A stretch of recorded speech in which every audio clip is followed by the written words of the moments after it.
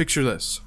It is a cold Halloween night. You had just gone trick-or-treating with your friends and thought, what better way than to end the night than on a visit to the local arcade? So you and your friends, adorned in your year-appropriate Halloween costumes, make the long trek in the dark to sweet electronic paradise. Upon entering the dark, damp, neon-lit dungeon, the shag, soda-drenched carpet's pattern dances across the floor like you are walking across the stars themselves as each screen entrances you, beckoning you to give it attention. Prowling through the selections, one seems to catch your eye. A light gun shooter like any other. With its funhouse designs adorning the cabinet, the bright screen illuminates the dimly lit room with the images of evil. Carnevil.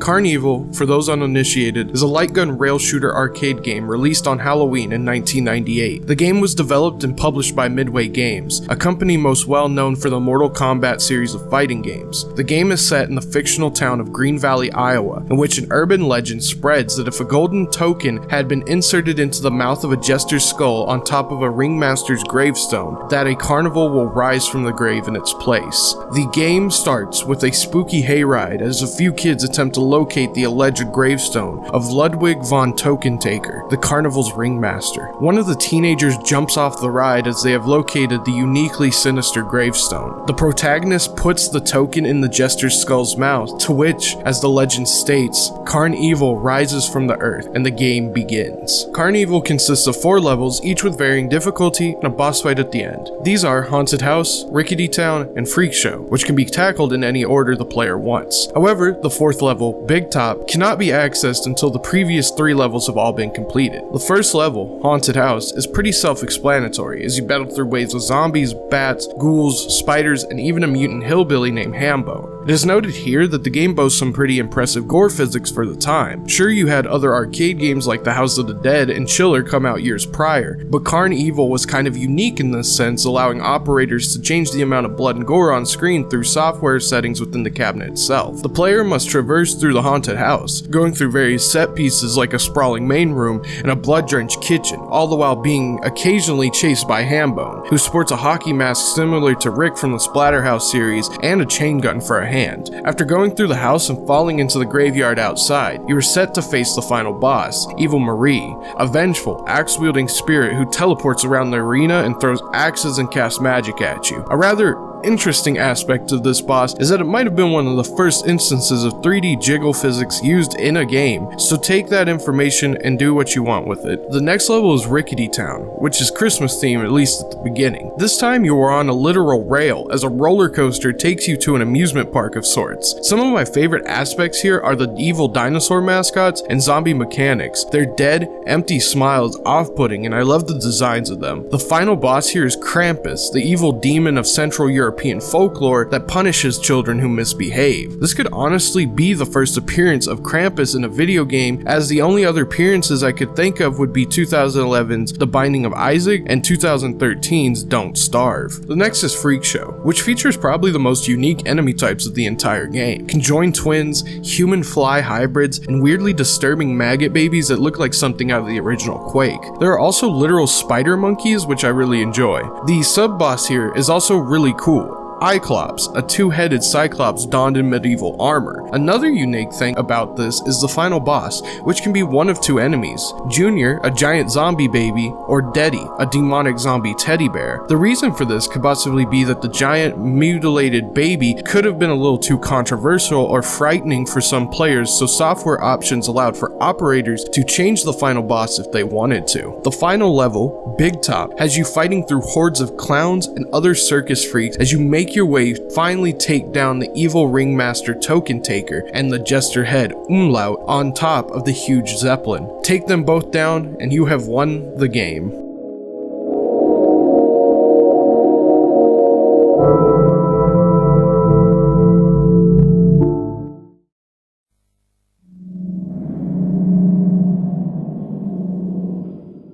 For such a uniquely horrific yet fascinating game, it does make sense that it holds some fun and equally spooky trivia and secrets. For starters, there are quite a lot of unused graphics and placeholders that do not appear in the final game. These include a few promotional graphics and even screens from a sneak preview version of the game that was supposedly released in certain areas. There are also a few developer photos found within the game files, one with just the developers and one with more of the in-game characters added in. There are also this collage of the developers' heads from the original photos. Aside from this, there are quite a few placeholder graphics for most of the levels in the game. Most of these placeholders are very simple and nothing really to write home about. But one peculiar placeholder graphic is for the Rickety Town level, in which the earliest graphic found is an image of Sailor Jupiter from the popular anime series Sailor Moon, with the apparent original name for the level titled Mr. Rickety. It is unknown why the Sailor Jupiter image was used, but that is not the strangest graphic found in the game's files. Deep within the game's files, this image of real-life serial killer Jeffrey Dahmer holding a bloody bag with the severed head of Neil Nicastro, the executive producer of the game and then CEO of Midway Games at the time. The graphic can be found several times in many different sizes and was most likely just used for padding. Still, it's an off-putting and creepy graphic to be found in the game nonetheless.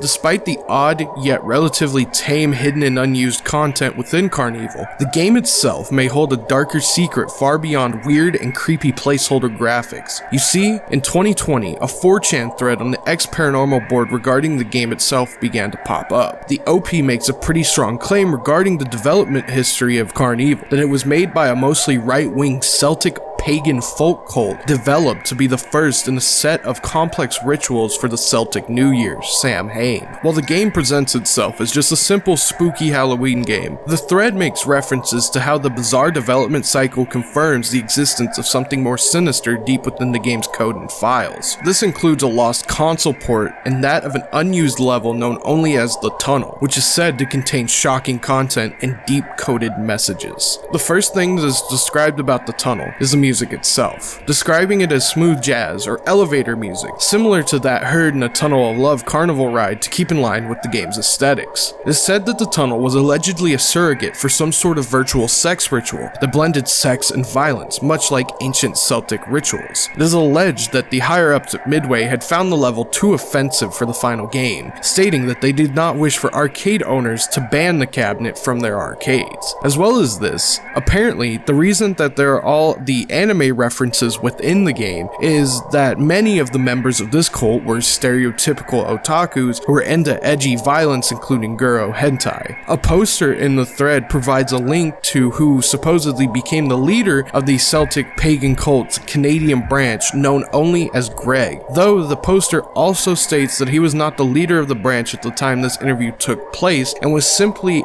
more akin to a typical otaku / neat basement dweller. Moving on to more details regarding the Lost Tunnel level, it was alleged to have contained several shocking images and hidden messages that many of the cult members would catch on to, but would only be meaningless shock to regular or casual players. These included footage from films such as The Wicker Man, Cannibal Holocaust, Legend of the Overfiend, and more. Other aspects include footage from the Bud Dwyer tape in a GIF format, as well as images and footage of nudity and animal or human sacrifices. Another poster mentions in the thread that he had actually knew someone who worked on the dev team at Midway, stating that, "Close friend of mine worked at Midway on the dev team back then. We actually were both roommates in Iowa at the time, and he had 2 places of residence, an apartment near Chicago he rented in his name, and the ranch in Iowa that the group owned that I lived on. Midway Games had their main HQ in Chicago, and they had several smaller offices in Illinois and Iowa for their arcade division." I know that sounds like one of those "my dad works at Nintendo" excuses, but it is true. I've met a lot of strange and varied people in the old pagan community. As you drift further away from the Wicca and New Age garbage, a lot of people overlap or keep in touch with one another more closely. Like I said,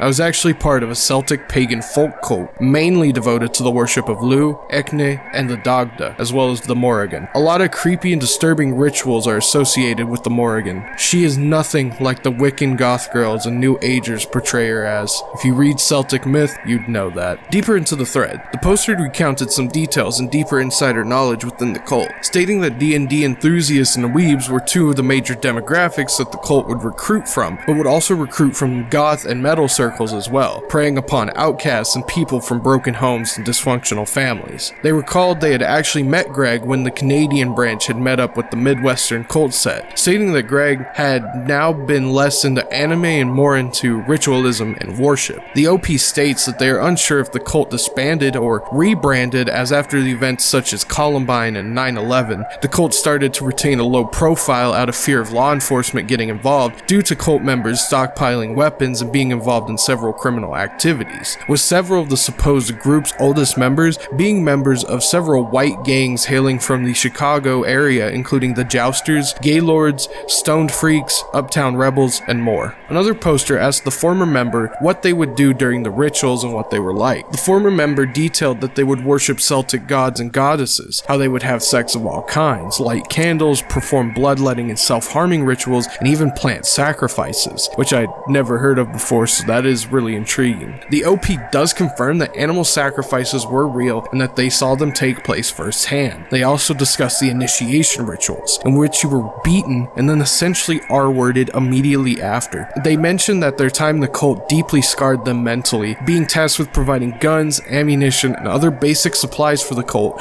all while having to take part in self-harm, drug abuse, and a heavy amount of sex with both men and women. Something that they later state they deeply regret and are surprised that they didn't catch HIV or any other awful disease due to the copious amounts of shit they were subjected to. Moving on, the former member mentions other aspects of the cult's greater purpose and goal, how they tried to infiltrate the video game industry, and how Christians during the 80s, 90s, and 2000s would always rant on about how certain types of music, Dungeons and Dragons, and even video games were used as satanic recruitment tools. While the cult apparently believed it was all bullshit, they did believe that violent media could be used as propaganda, as a means to condition or control people to be more violent when exposed to certain stimuli or specific mental and physical conditioning regimens. The former member details how the cult would watch and consume as much violent media as possible that wasn't tied to work or worship. How everything they watched either had an R, NC, 17, or X rating and all kinds of depraved adult animation, with the hopes of reconfiguring themselves in order to become some sort of warriors of God. Members of the cult would also take part in live-action role-playing and extensive campaigns of D&D and Vampire the Masquerade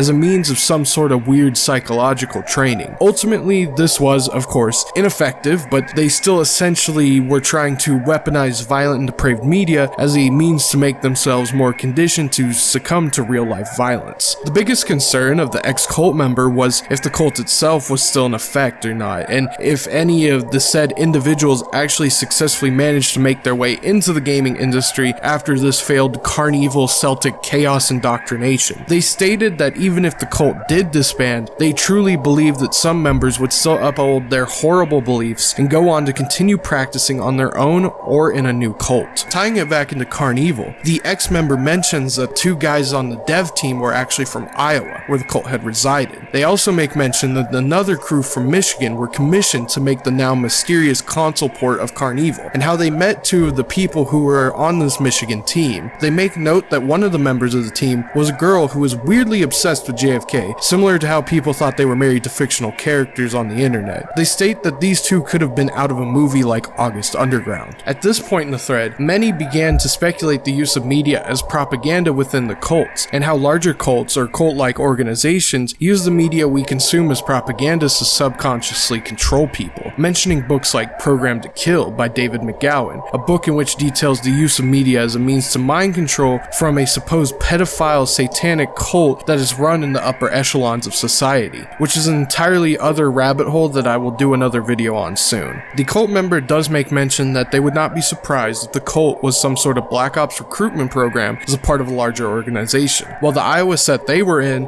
and the Michigan set were rather small, there was actually the Mother set out of Chicago that was allegedly to have had 50 members in its ranks at one point. However, despite all this deep information regarding this mysterious unnamed cult, the thread had seemed to abruptly end and our trail went cold. While we all want to believe that there really is a cult tied to this rather lesser known horror arcade game from the late 90s, it is safe to say that this may just be a modern creepypasta and is way too over the top to be real. Nonetheless, it is a fascinating and albeit creatively written work of fiction, taking the basis of the bizarre real-world arcade game and its strange premise and development history in order to propagate and convey this tale of dangerous and militant pagan cults. That being said, I hope you all enjoyed the video I brought to you tonight, and there will be more like this in the future. This has been Yoshimi, and have a good night.